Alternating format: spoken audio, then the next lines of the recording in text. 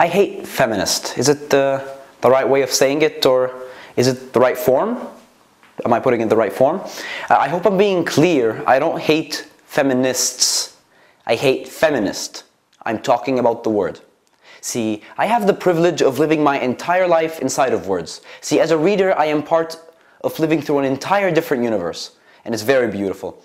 But you see, another part of being a reader is living in the very smallest part of every sentence. You know, when you try to see how this sentence adds to the context, how the author makes it feel so significant, appreciating the sound, the syllables underneath the meaning, just the glory of the resonance, it's intoxicating. Especially if you're very bad at sports, but the word feminist, it just doesn't add up with me. It doesn't sit with me. I want to tell you the problem that I have with this word. Okay, first of all, on a very base level, listen to it. Because it starts fem. Just good. Hey, I think that's promising, you know. It's nice, but it's strong. It's not too wimpy. It's not like some elf from the Lord of the Rings, like his name is it's strong, not delicate. Firm. Then we go into in, fem in. Okay, not as impressive. They can't all be roses. Sometimes you're just gonna have to let it go. Ist. Okay, I hate it. I fail on the ist part. It's just a dark black little evil. It has to be hissed. It's almost barbarian. It's a terrible ending to a wonderful beginning. This word for me is so unbalanced. It's like a time-lapse video or a GIF of perfect fresh bread being put into the oven and burnt. Okay. It really bugs me. I don't like that word because but there are other words who are so lovely and so welcoming but don't deserve it. Taliban. Sounds so good, you know. We're going to the magical islands of Taliban with the bright sands. Or, oh, we had a rather exquisite game of Taliban on the back lawn. It sounds jolly and fun, but it shouldn't be. Okay, and we've got feminist and our ist. Let's go back to this ist and move on a bit from my obsession with sound. Let's go to the meaning. Ist, in its meaning, is also a problem for me. Because you can't be born an ist. It's not natural. You can't be born a Baptist. You have to be baptized. You can't be born an atheist or a communist or a horticulturalist. You have to have these things brought onto you. The fact that being a feminist includes the belief that the idea that men and women are equal and believing that all people are humans is not a natural state, is that we don't emerge assuming that everybody in the human race is human, and the idea of equality is just an idea that's imposed on us, that we are indoctrinated with. Like, it's an agenda that, and that's when I realized where my true problem is. Well, at least one of my problems. It's not the word, it's the question. Are you a feminist? Have you ever been a feminist? The great Katy Perry once said, and I'm not quoting, I don't know the exact quote, "I'm not a feminist, but I like it when women are strong." Oh, that's lovely, Katie. I don't know why she feels the need to say the first part, but I think I figured it out. Because no matter how many bad words are in the English dictionary, no word will ever be as dirty as feminist. As soon as you admit to being a feminist, you're another feminazi. Sadly, these messages were able to penetrate the cultural psyche, and people were afraid, and now are afraid, to call themselves feminists. There are two stereotypes about feminism that I would like to destroy from existence. One, feminists are man-haters, man-hating it up in their anti-man caves.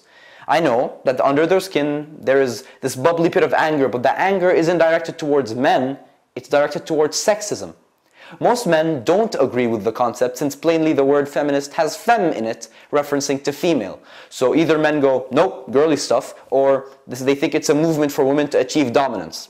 But see, feminism is for both genders. The reason it has fem in it is because one, manism sounds bad, and two, people who get hurt from sexism are mostly female. And don't get me wrong, men are affected by gender inequality in their own sneaky ways, which is why feminism is a movement for everybody.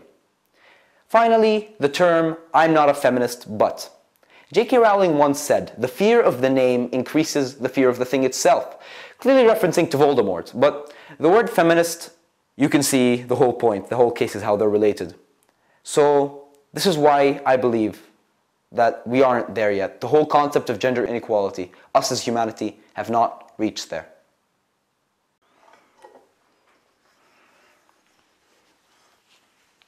Don't tell me we are there yet when research shows that women on an average earn 23% less than what an average man would earn. See, this percentage is prominent globally. You don't tell me that we are there yet when women only make more money in 3 occupations and they lose out in about 155 other ones. Even those part-time, low-paying jobs like nurses, secretaries, and teachers that tend to be dominated by women, men earn more. And even in the industries that are evidently dominated by men, like construction, finance, mining, agriculture, alongside manufacturing, women earn less. But I won't speak from one perspective, okay? See, partially, a reason of this clear difference in pay between men and women is real globally is that usually women have to interrupt or leave their careers to care for their family members, hindering progress and eliminating chances of raises, in the time being, of course. They have to leave their jobs, regardless of the reason, but you do not come and tell me that this is the sole reason when the Government of Accountability Office, which is part of the US government, last reviewed the cap and it was not able to explain 20% of the difference in pay between men and women, something that is at least related to gender discrimination. The Americans aren't the only ones seeing something wrong in that field. The economists Francine Blau and Lawrence Kahn had a recent study that found experienced occupations and industry explain much of the pay gap, but there's still more than 40% still completely unexplained. This is sexism. Women, a year after graduation in the United States, earn 82 cents for every dollar a man makes. It has the ability to add up to $500,000 over the course of a lifetime. That's like a fancy house or like a truckload of chocolate bars. Also, 4 years after graduation, a male still earns 7% more than a woman in the same exact field. We are not there yet. Don't tell me we're at gender equality, because 1 in 4 women are sexually assaulted and society still asks, what was she wearing? Because a female's breasts are used to sell everything from burgers to soap, but don't you dare breastfeed out in the public. Because of the pressure we put on girls to value their appearance above everything else. Because in 2014, there were over 700 bills, 700 bills to propose regulation to a female's body on TV, and for the men, rightful number, 0. Because the political body making the decisions about regulating a female's body is under 20% female. Because in my cousin's house in Amman, Jordan, their father never once did the dishes or cleaned the house, and when I offered my help, my grandpa told me, are you out of your damn mind? Because once, when my friend has his masculinity mocked by his ex, I couldn't get him to smile for a week, and then it hit me. The worst thing you can possibly say to a man is to compare him to a woman. Does this sound like equality to you? How about gender roles? Do you have any idea how difficult it is for a guy to ask a girl out? Okay, this is on a base level. Do you know how tough the decision is? And what about the poor woman? The poor woman who faces the horrible need to reject the guy. How she has to witness his soul shatter. Why is it imposed on us that the girl gets asked out by the guy? I really don't get it. Why do we view men and women as 2 very different beings, while in fact, we're all human? Why are we shoved into categories and boxes according to our genders? For example, boy likes blue, sports, video games. Girl likes pink, romantic movies and unicorns. We make it look as if we're so different.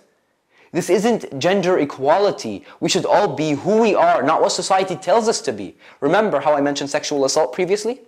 Okay, that is one of more things that I have to add to this long list of reasons of why we aren't there yet.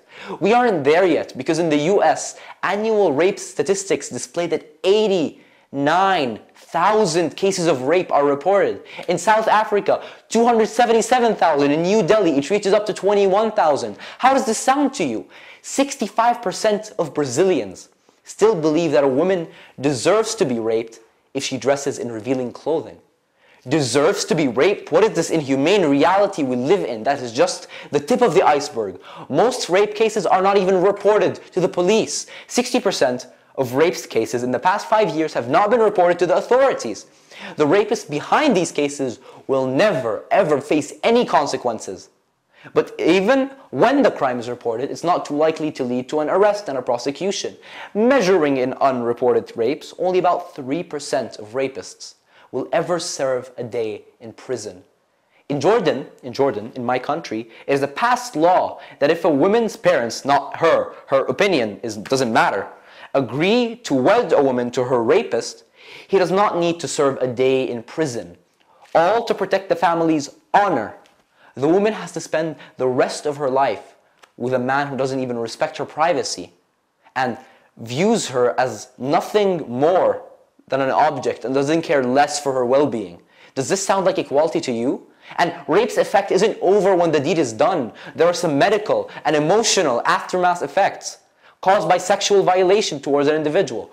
PTSD, self-injury, sleeping disorders, eating disorders, there's body memory, Stockholm Syndrome, depression, suicide, pregnancy, STIs, STDs, and many, many more.